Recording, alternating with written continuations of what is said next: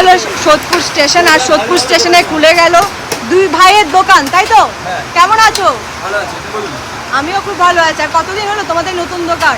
21 দিনের মধ্যে হয়েছে আমাদের। 21 দিন, একদমই নতুন। কি কি পাওয়া যাচ্ছে?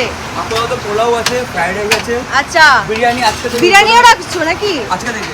আচ্ছা, কত করে? কত করে? 130 গ্রাম প্লাস আছে হ্যাঁ, চিকেন, হ্যাঁ। ওটা দিয়ে হলো 80 টাকা। আচ্ছা, আর 70 গ্রাম প্লাস আছে, ওটা দিয়ে হলো 50 টাকা। মাটন রাখছো না?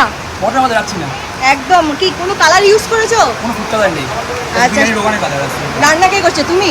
রান্না আমি করছি না, আমাদের শেফ আছে। আচ্ছা, উনি আচ্ছা। রান্না করে। আমরা মেনলি চিকেনের বিজনেস, আচ্ছা। ওখান থেকে আমরা এখানে নতুন নেমেছি এই লাইনটা। আচ্ছা, আচ্ছা। আর আমরা একটা দোকানে থাকি না, দোকানে মেনলি থাকে আমাদের ভাই থাকে, আচ্ছা ভাই থাকে, আমরা বাইরের লাইনটাই দেখি আমরা। আচ্ছা।